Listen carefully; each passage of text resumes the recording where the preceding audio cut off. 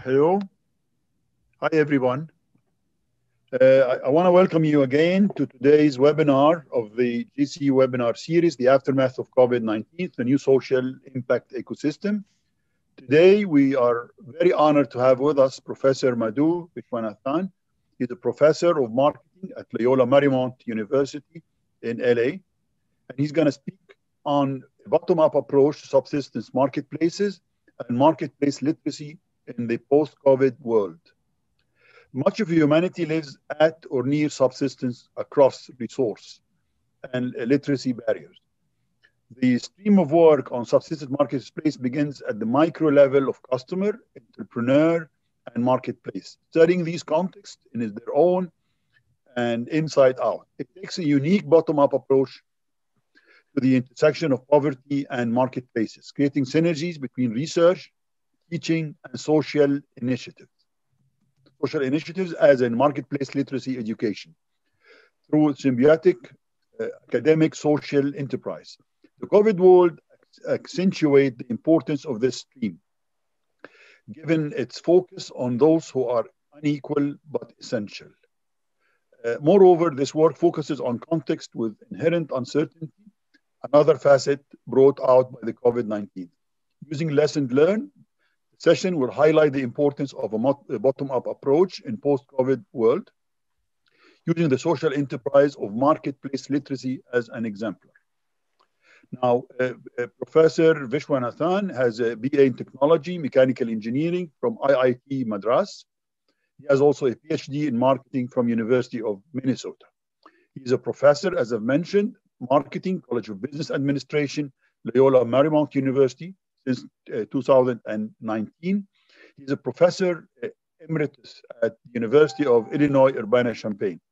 His research programs are on measurement and subsistence marketplaces, where he has authored several books, including Measurement Errors and Research Design in 2005, Enabling Customer and Entrepreneurial Literacy in Subsistence Marketplaces in 2008, and Subsistence Marketplaces, and finally, Bottom Up Enterprise in 2016.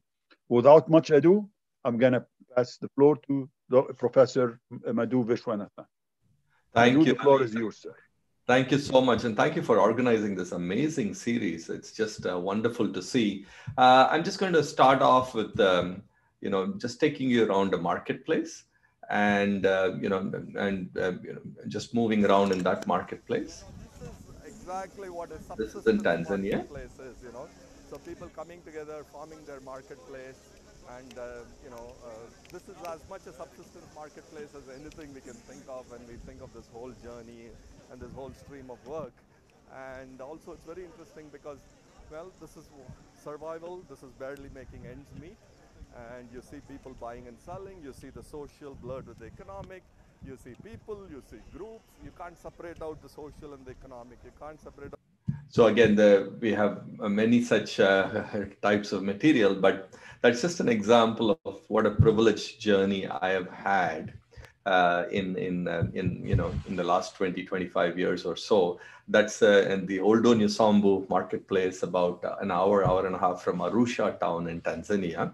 And I really have to describe myself as an Indian, East African, Latin American. And, life is short, but, it's been just wonderful to be able to go to these different places. So I'm really going to describe my journey to you. And I really look forward to, the discussion as well. Again, there's a lot of such content in subsistencemarketplaces.org, this particular website.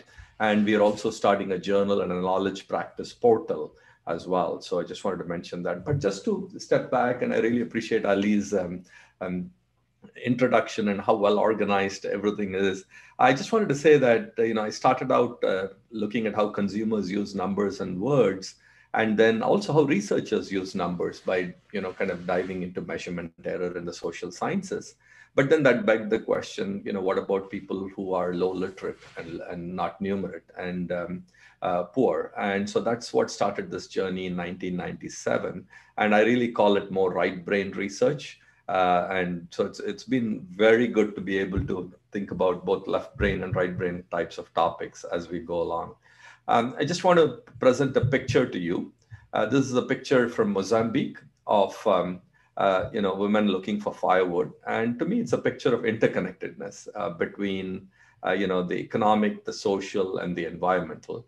Economic, firewood, it's a resource. It's used for cooking indoors.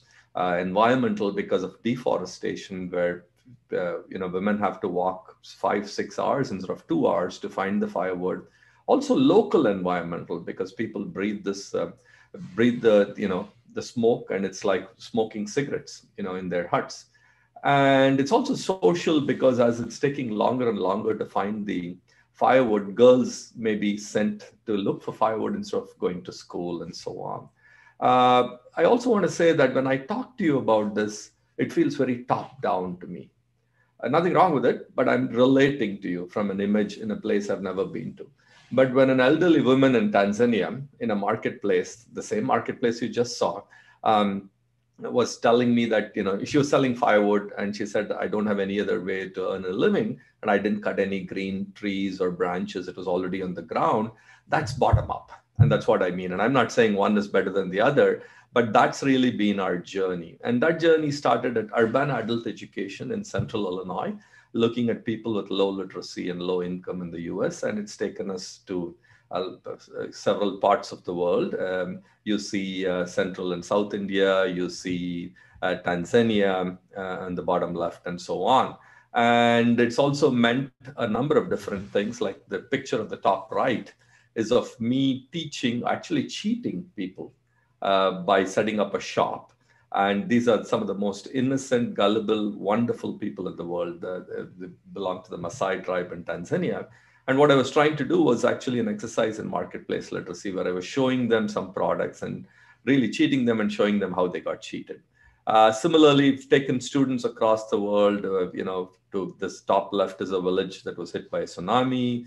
We worked with groups, Vikobas in parts of Africa, self-help groups in India, groups of women. And then bottom left as well is another. This really was my first day with the Maasai community in February 2013. And I've been there 8 times. It's only COVID that's preventing me from going there again.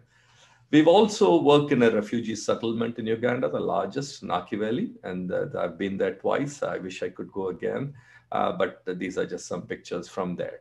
What we have done is we have taken a bottom-up approach to low income and marketplaces. So you could take a macroeconomic approach. You could take a meso-level approach, like bottom of the pyramid. And I just saw my friend Ted come in. So, where you start with organizations, or you can take a bottom-up approach. And this is not about anything being better. It's all just different approaches, different ways to complement what we do. My approach to really the subsistence marketplace starts at the very micro level. Sorry for that irritating helicopters there. But, we start with how people think and feel and relate and so on, and build up. And so by subsistence, I mean the broad range of low income, from extreme poverty to the cusp of low to lower middle income. Really mean barely making ends meet. And we see a lot of people who are lower middle who are going back into low income with COVID. And the reason I use the word marketplaces from the beginning is because the idea there is that if you think of them as markets, then you've already determined they're a means to an end, and you're really thinking about how to, what can you design for them. If you think of them as pre-existing marketplaces, the idea is that, you're bottom up, you want to learn from them, and then figure out how you can address challenges. And so it's that part of it. And then I also believe that they should be studied in their own right, not just because they are consumers for companies from the outside, because this is business. And if I'm a business professor, a marketing professor, I should be studying this as well. So these are some ebooks.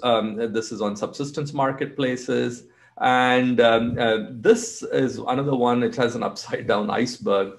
And the idea there is that, if you're bottom up, you can see some of the things that are underwater. And sometimes you can create a momentum as well. And so on. And so similarly, for me, this kind of scene in life is bottom up when I'm there, but when I talk about it, it's top down.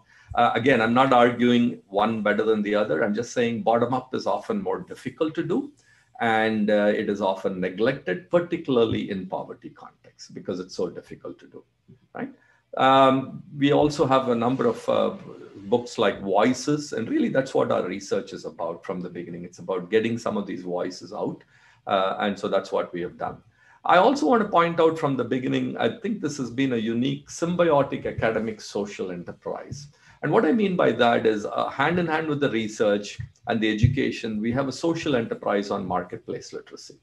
And this is not action research where it is project based. This is very, very much highly integrated. Each of these elements has enriched the other. We have education for so many students, and that means we learned about product innovation, and we've written about that. Or, our work on some of our early research led to this idea of marketplace literacy and so on. So this is a long-term engagement where it's the researcher engaged and also engaged in practice as well. And that's what I mean by this. So I wanted to mention that. Moving along, and again, we've had some deep engagement in a few places with dedicated field teams while they were active in some places. In some places, COVID has really shut us down. And so that's what we've done. And, we should be very humble about this. These are the contexts we know. But over time, we've been able to hopefully generate some knowledge that generalizes a little bit.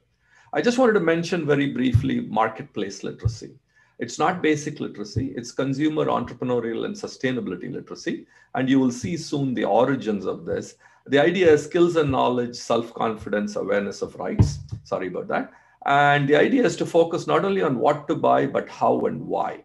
And so, often people don't, the part that they're lacking is why. Why should I be customer oriented as an entrepreneur? Why should I, gauge value as a customer? Right, and the word why is very important. Porque in Hindi, kyun, in Tamil it's yen, in Swahili, kwanini, and then in the Maasai language, kanyo. And so that word is very important. That's what we focused on, because what I found about almost 20 years ago is there were programs that taught people specific livelihoods, what. There were programs that taught people the how, like how to keep accounts, but not really the why of the marketplace. And that's what is unique about this program. The other thing that's unique about this program is how bottom up it is.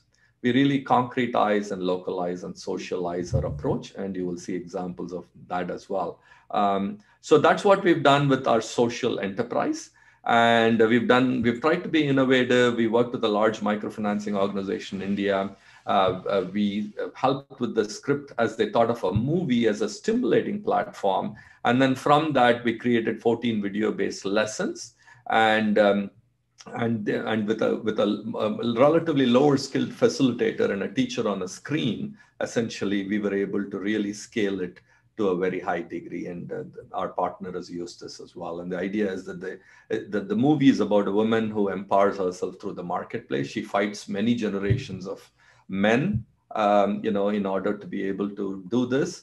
And so it's a very interesting movie, but, movies alone are not going to educate. And so we used the clips from there to create this approach. And similarly, we have done this this was a State Department funded grant where we have taken our program to women and girls in Mexico. And this grant was earmarked for women or girls who are either actual or potential victims of abuse. And so we have a video-based program as well. And so those are some of the things we've done. In the education sphere, our scale is really on campus being close to 1,000 students. We teach at every level. Hundreds of students have gone across the world in international immersion. And then my course on subsistence marketplaces in 2013-14 was the first one out of our college on Coursera. And so it's reached a lot of people worldwide as well. And one of the interesting things is everybody can relate to subsistence, bottom of the pyramid in their own region, and they enrich the class.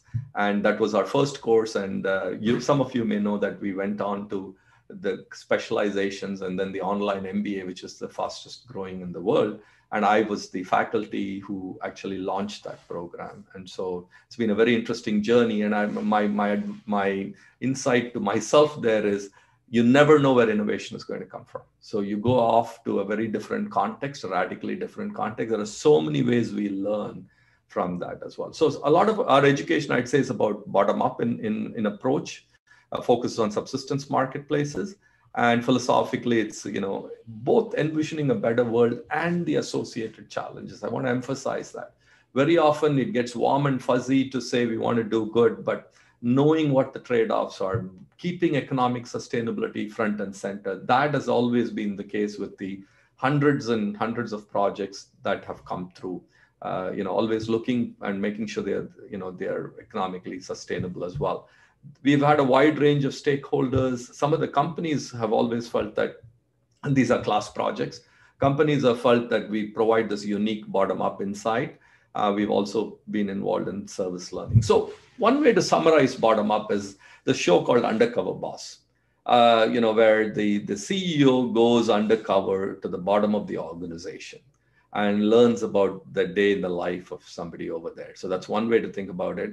Another one, my favorite, is Anthony Bourdain, and the way he would elicit bottom-up conversations around the world. It's just a wonderful show, along with food, all the things we learned about culture. And so certainly, his ability to do that was wonderful. So how do I try to explain all of this in terms of our insights? So you got a sense of what we've done. The first thing I'd say is I'm the least qualified to have studied this. And I say it for a couple of reasons. I was born middle class, and obviously it's been since then, upper middle and upper income. So right there, I've never experienced poverty. But I want to say something else, which is I come from the highest social hierarchy in India. And what I mean by that is in 1985, when I came to the US, I was honestly more privileged than 90% of Americans, probably. Why? Because privilege is in here. And I remember going to the village where my grandfather grew up. And this was actually at a time when my dad was terminally ill. And I thought, what can I do? Maybe I'll go to the village. And he himself hadn't been to the village, and probably once or twice when he was young, or a few times. And it was very interesting to see the hierarchy in that, even though our lineage had left that village long back, the way you're viewed and so on. And people are saying, you built this village, and the first time I've ever been there. So you can imagine my great-great-grandfather and his family getting the best part of the village, the water, everything. And then telling my great-grandfather, you're going to study. I mean, it wasn't tough love, it was just tough. But the point is, we got those advantages, and they're in here, and they're relative. They're relative. And so, I just want to make that point as well. And the people we work with are at the bottom of society. So how would I try to explain poverty to an audience?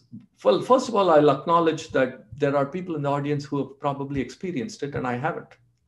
But the way I would explain it is a typical day. And let us say that right now, this was a seminar in Loyola Marymount University. Well, I stay about 15 minutes away. It's mostly paradise, I have to say, the weather and all of that when I'm there. Right now, I'm closer to Ted. I'm in Illinois. He knows the weather here right now. And so what I would do is and this is our home base. So what I would do is I describe a typical day. And in a typical day, what do I do? Well, I take the shuttle. It's very comfortable. I go in. I like to have this coffee, just before, I teach. Cell phone works, etc. If something doesn't work, not a big deal. I have a cushion. I have a margin of error. I can call somebody from my laptop or something like that. And so my life, for the most part, is full of certainty, and I have a lot of cushion. Now, of course, there are health issues and so many other issues, but my point is typically I have certainty and a margin of error. But if you throw away both of those things, if you throw away the certainty and the margin of error, you have poverty, in my opinion. Because, basically you're talking about people who are saying, well, where's my next income going to come from for my next meal? Where's my next meal going to come from? What's the quality of the water, the cooking fuel, the staple, et cetera, et cetera. And so that's what I would call, I would describe those two factors.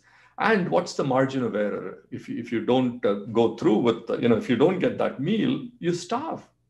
Whereas in COVID, I have so much margin of error. And that's what I want to say, that, how much COVID has brought out how unequal much of the world is and how essential they are to my well-being. You can see the healthcare workers and the farmers and the truck drivers and the police and everybody, the folks doing the delivery right here in the US, while I can teach from home.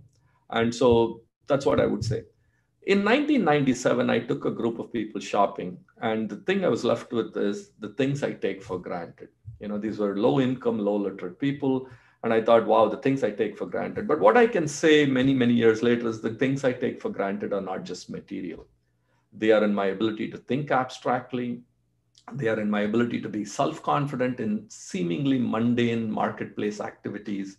They are my ability to change my behavior and cope in different situations. So what do I mean by that? Well, I wanted to do this exercise and decided I won't, but I was looking through the speakers and I found some keywords. And I thought with this audience, if I gave you the keywords, you will abstract even more. So there were keywords like, business models and social innovation and global trends. And if I were to give that to you, would abstract even more and say sustainable development. You would go from abstract to even more abstract. Let me give you an example of the opposite. When we taught our marketplace literacy program, I would have the privilege sometimes of going at the end of it. It'll be about 3 half-a-days for the first part of it, let's say.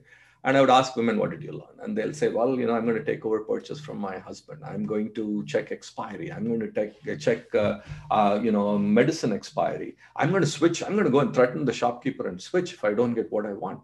And I would stop them and I'd say, wait a minute, why didn't you do this 3 days ago? I mean, were you spending somebody else's money?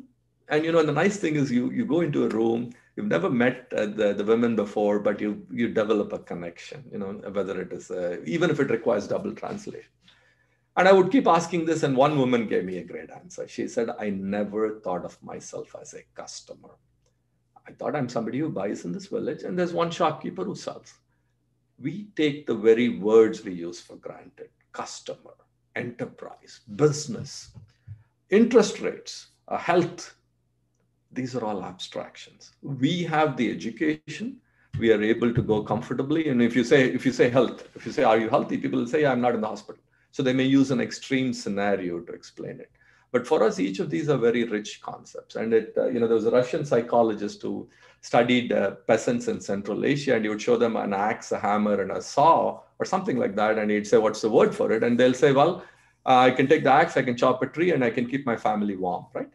They wouldn't come up with the word tools that easily. That is something we take for granted.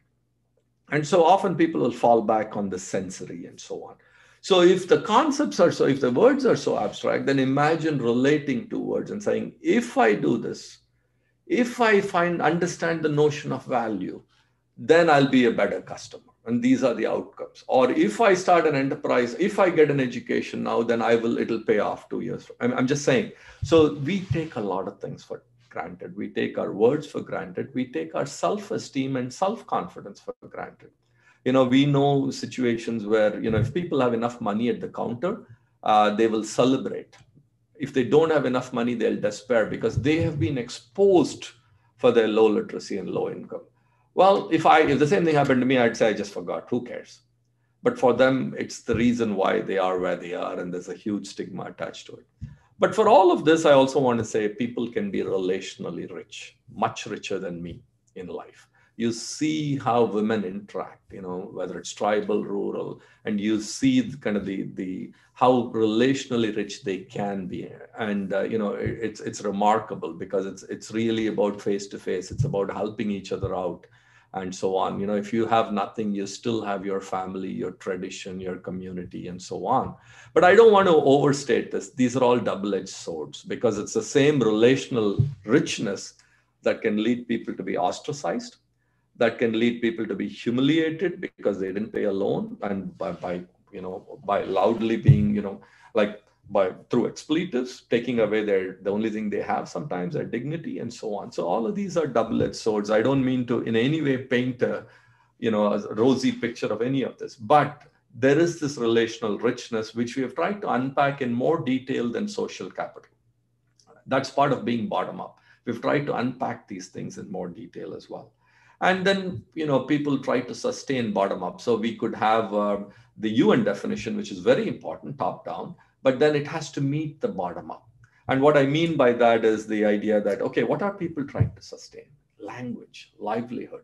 We really need to understand that in order to be able to design for them and, and so on. And so people are very often it's survive in a physical sense, and it's relate. It could be to the environment. It could be to others. and grow, if not for themselves, at least for the next generation, right? So those are some of the things we try to say. Bottom up, what are they trying to sustain? Again, this is fairly evident. I won't belabor this, but often when we talk about culture and so on, we talk horizontally. We talk LA and Shanghai, or Shanghai and Mumbai. Those folks are a lot more similar than if you look vertically or diagonally, right? Even if you look vertically in LA or diagonally, to poverty in India or something like that. And really our goal has been to try to look at these things vertically and diagonally. So the biggest form of diversity here is socioeconomic status, right? And that comes with, so many different things. So I'm probably going to skip some of this, but again, the idea with all of this, of course, is that there are a confluence of uncertainties in subsistence marketplaces. So you can think of it as uncertainty in day-to-day life, uncertainty because of how close people are to the environment and natural disasters, uncertainty in terms of emerging sustainable technologies, and there are a confluence of unfamiliarities as well in terms of people from the outside. It could be researchers, managers, and so on. And so somehow trying to bridge these different things is what we're trying to do, and this applies to sustainability as well. I just want to stop and tell you one story, which I was reminded of with culture, which is I have a friend who makes solar ovens.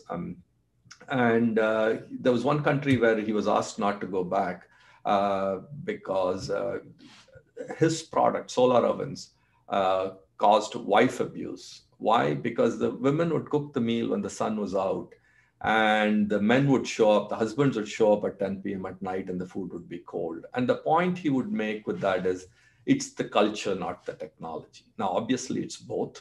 I mean, it's about the top-down meeting the bottom up. It's it's never about one or the other, and I don't see much value in posing things that way. Frankly, it's all of these. Just as it's all of these approaches are important. And so in fact, there was one year with our students where we took very top-down emergent technology.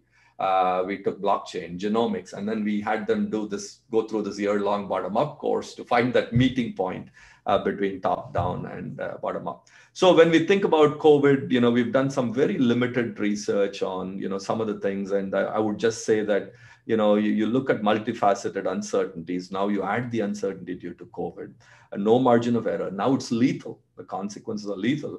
And then you think about the cognitive things I briefly talked about. How do you grasp this invisible, complex unknown?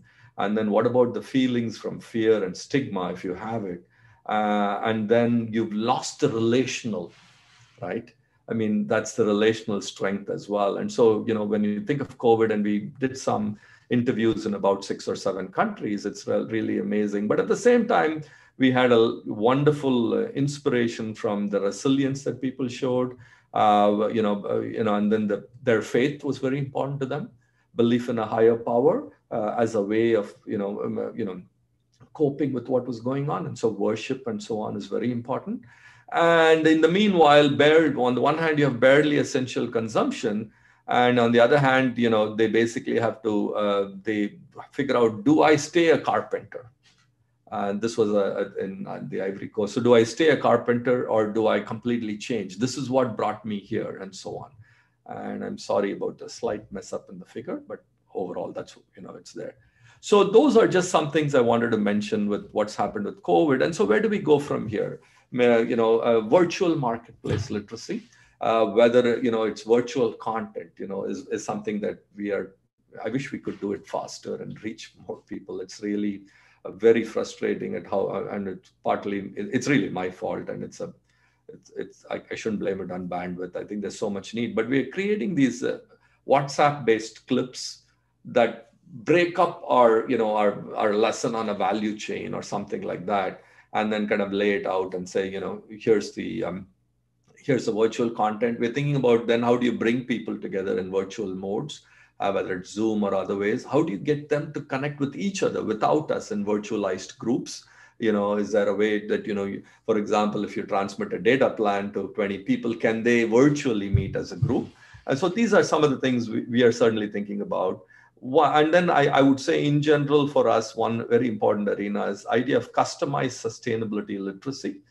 given what's going on with climate change in terms of projected regional effects and current effects, this I believe is a very important topic. If we can, learn from people in terms of what's happening with climate change, how does it affect a specific occupation? How does it affect marketplaces? And therefore, what are some pathways forward? I know it feels, when you look at the magnitude of climate change, it feels so, enormous. But, what can we do bottom up with some of these things?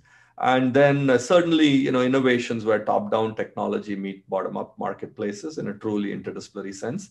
We keep talking about bottom up, and let me not kid myself, right? How can these insights really be aggregated upward for, because they have to be at some point in order to be of the scale that's useful for business government.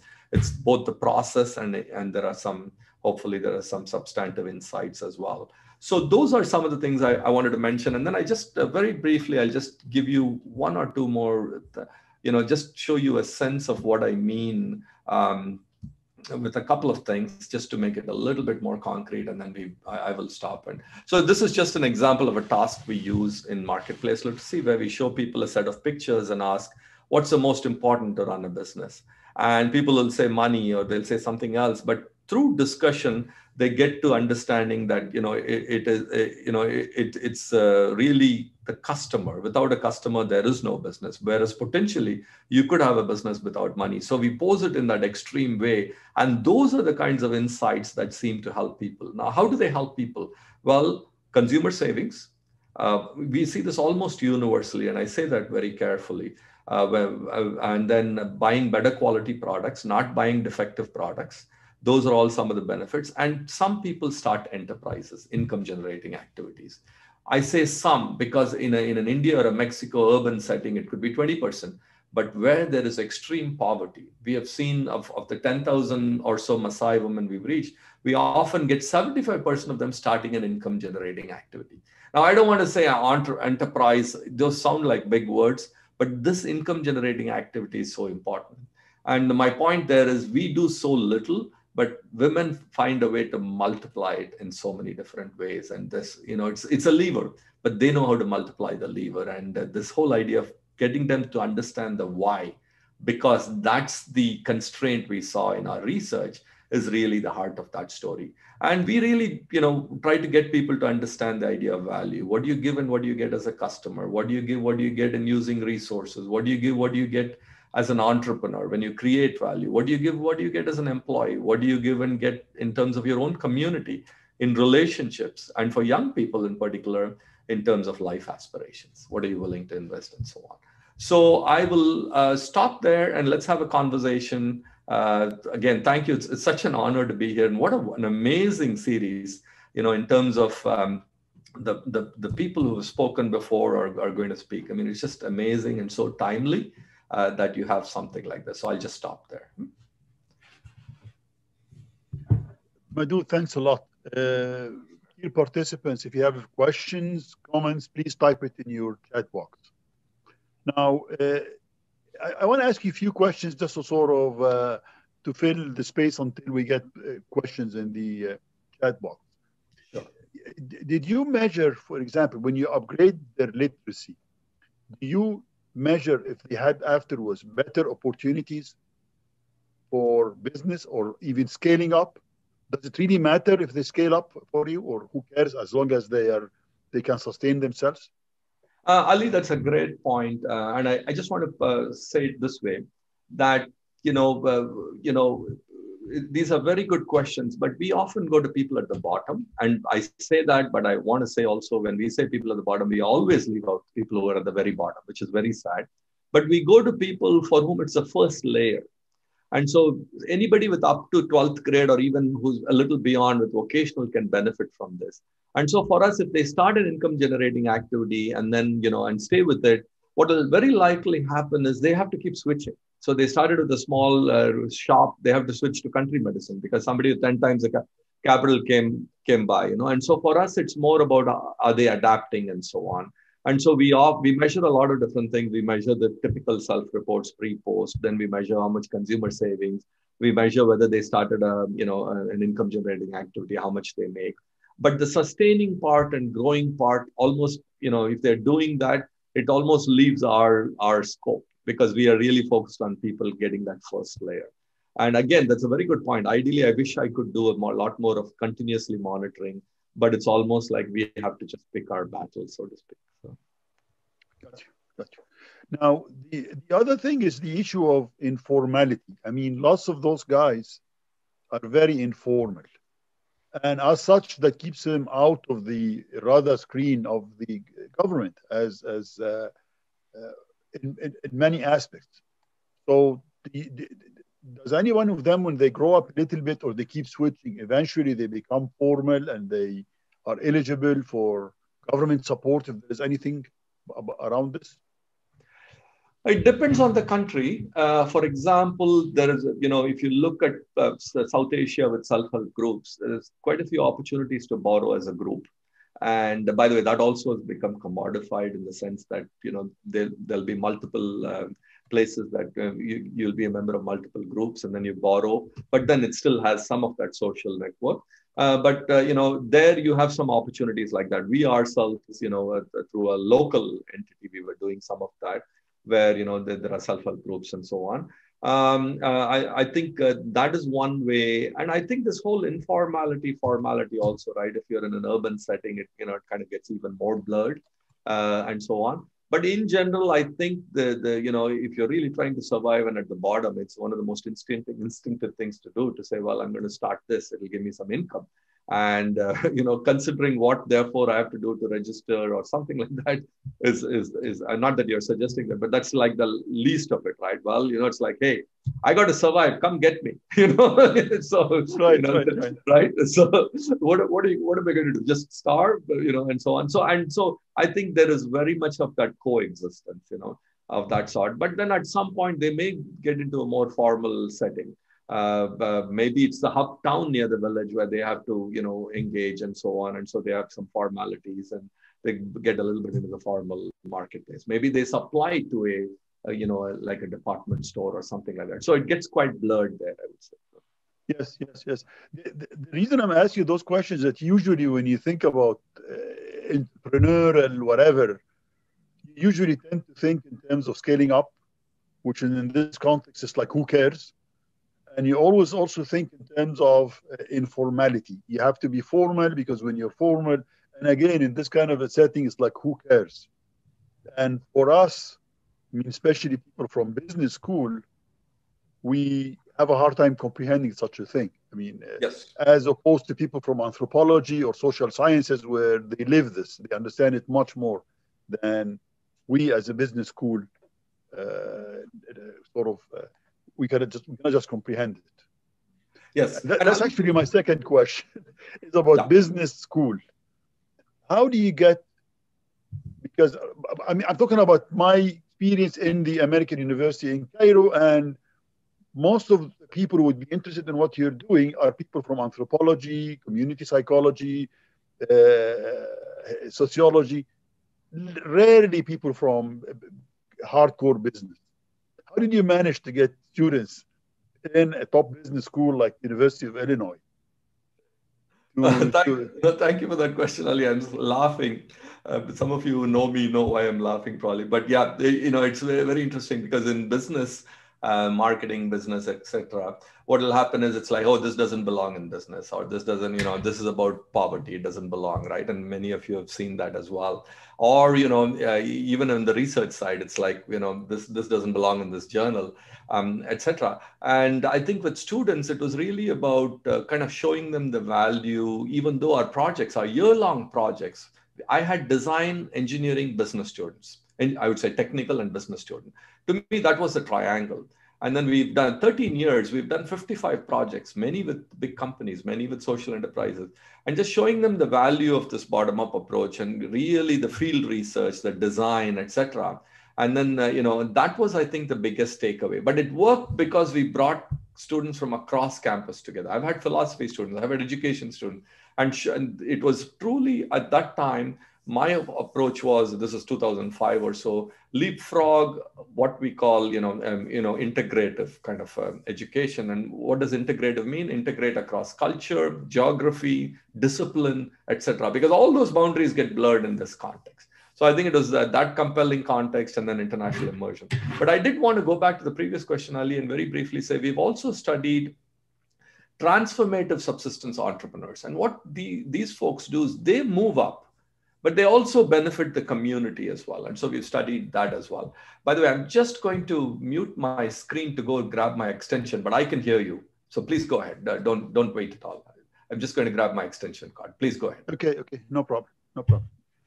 I have a question from Dr. Ibrahim Higazi and then Professor Ted London, and I'm going to let them both unmute and ask their questions. Absolutely. Dr. Ibrahim, could you please unmute yourself? Floor is yours, dear. Thank you, Dr. Ali, and thank you, Professor, for joining us on this very fruitful conversation. And allow me to ask you my first question. I had two questions, but I will ask first, and then if there is more time later on after Professor, after my colleague will join on the questions. Usually because I taught this, how to market for BOP. And it's very, very interesting, actually, the course that I had the pleasure to teach for graduates. And I really want to know your opinion regarding, startup businesses. Usually when we try to look for the BOP and how to target them, usually these are the big companies that can afford and spare part of their output is to be delivered to bottom of the pyramid. But when you come to startup, not just entrepreneurs, but just regular startup business who are really miniature in terms of size and production capacity. So my usual question that I didn't have answer for is, are there chances for startup businesses to approach BOP in general terms, not in real specific parts of our activities? And if this is the case, then are we better for startup to recommend for them to reach the BOP, or as Professor Ali Aoun was saying now, that it could be when they scale up and they get to be bigger in size, so they might have more potential of making a contribution. It's a big market. It's a $4 billion market, and it should not be left for multinationals and big companies only. Yeah. Absolutely, Ibrahim. I would say that there's so much learning involved that it's a great place to start, because for a number of reasons that have been mentioned by others. For example, you got to innovate in a very different context with so many resource constraints. Where do you learn about culture? I remember Microsoft research in Bangalore, quite a bit of what they were doing and probably still doing was to focus on the BOP. And the idea was that's where you learn culture. Where is culture in any society? It's among people at low income. And it wasn't just that. It was very much with the bottom line in mind. In fact, I remember that it was one of the best research environments I've seen with a lot of young people. And I know some of them have created a number of entities as well, And so it's a great context, I think. It is very challenging, but one of the things is it's a little bit like doing research in this, or even having stored. You have very little competition, as in nobody else wants to do this, right? Exactly. And so it's not that you're competing with another brand. You're competing with people saying, no, I don't need it or I can't afford it. And so I think it's a very challenging context to learn. I will also be honest, Ibrahim. I've had so many students. Some of them, started businesses and so on. I do have to caution them as well, because they have to hedge their bets. They're just coming out, they're graduating. It's easy for me to say, but they have to figure out, can I do this full time? Should I do this? And there are, and sometimes some of these things I tell them initially is, look, this is about learning. You use this to learn. That's it. You work year long on this course, or you have your own startup. Start off saying, I'm going to learn, but I'm going to find a different way to use it in my journey. I feel that's an important message, because we can celebrate entrepreneurship, but we have to be careful. It's like going to Hollywood, right? And so that is the other part. But I think it's, I've seen students who have persisted. I've seen young people who have persisted. It's a great arena to, persist. And then one of the things I think is important there is, you may find a way to enter medical data or something like that you can sell off.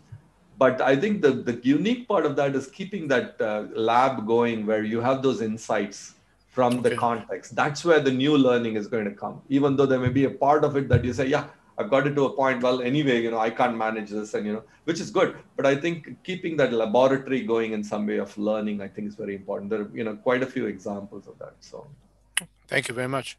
Thank you. Thank you. Professor Ted London, please, if you unmute and turn on your video, please. Let's see. Professor London.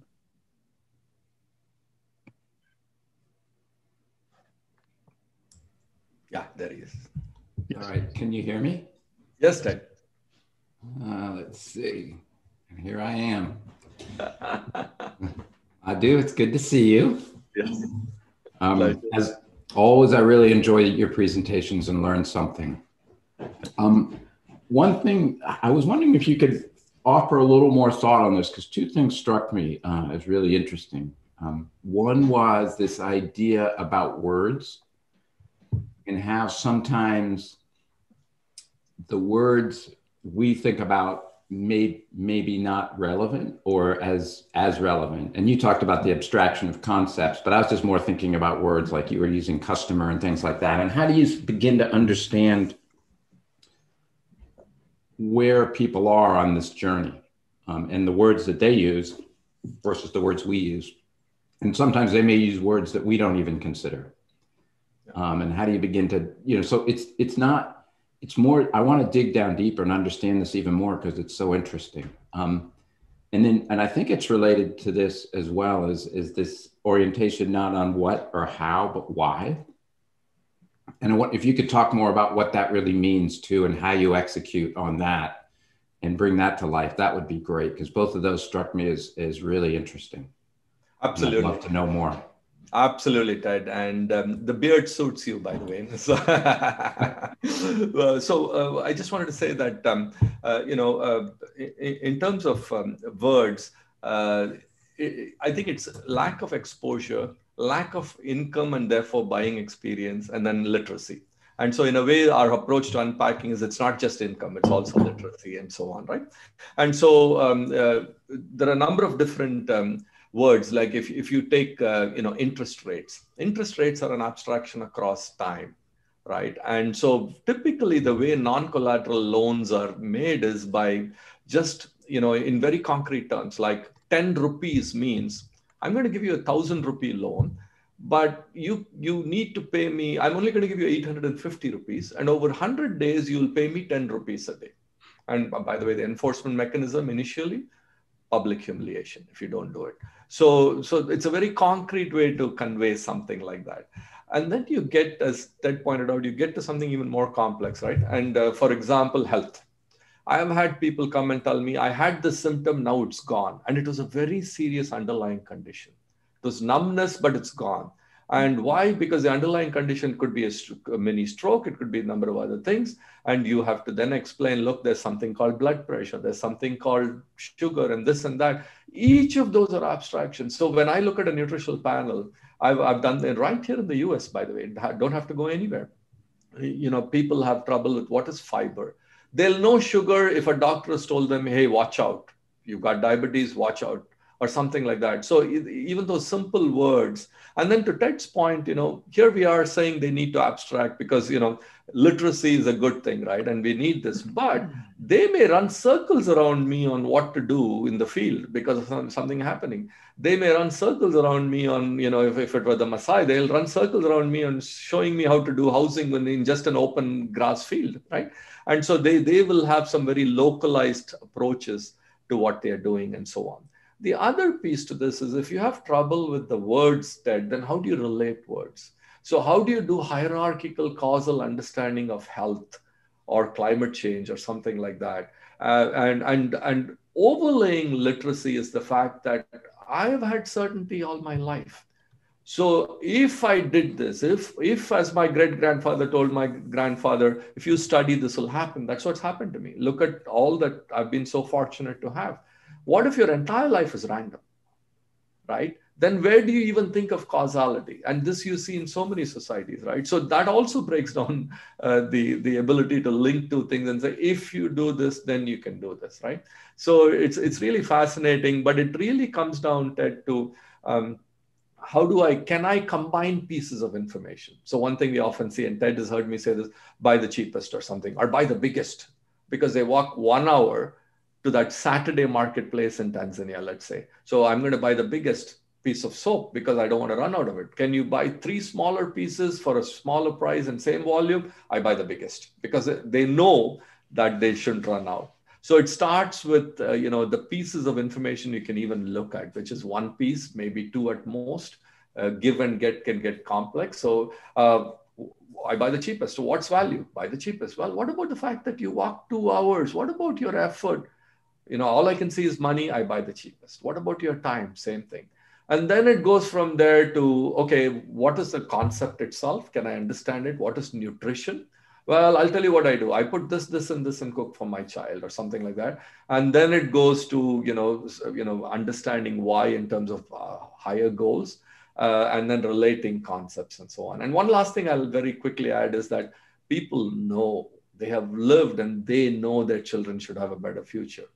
They know their children shouldn't suffer. So they want a better future. They'll even know, hey, education is a way out. But can they break down the steps? It's very difficult without literacy and all of that. So great to see you, Ted. I'll drive over post-vaccination. Okay. Any more questions? Okay. Dr. Ibrahim, do you want to continue with the questions you have? Okay. Guess. Okay. I guess this is it. Well, Madhu, I really want to thank you for joining us. It's really been a real enlightening the discussion. I'll have to admit, I mean, I've told that Ted London when he talked with us. I've attended the William Davidson Institute BOP Summit in 2013. And it was called Creating an Action Agenda for the Next Decade. And I actually attended a workshop you've conducted, you and your students, about subsistence marketplaces. And for me, this was like, oh, I mean, but anyway, I sat down. And then when I came back to Egypt, I actually attended a Coursera course that you had about subsistence marketplaces. This was really an eye-opener. I mean, for me, I mean, you really start to sort of understand that when you talk about subsistence marketplaces, the criteria is different. Like you've mentioned, the language is different. How they perceive things are different. And when you look at any country, I mean, there is a huge numbers, and the numbers are increasing with the COVID. It's very critical to understand more, even just, not just for learning, because you put it to a good use, even if you just want to sort of help them get them out of the poverty trap. So I really thank you again. Thank you so much, Ali. I just wanted to do one very quick thing, if you don't mind. Please, of course, just take me a minute. But I wanted to end with some pictures and just make one very quick point, which is, you look at a picture like this, and this is a challenge for us sitting in North America right now, that you feel like it's happening and it's happening far away, it's happening to others and so on. And it probably won't happen to us, those settings, right? And you can see how COVID has brought us all much closer.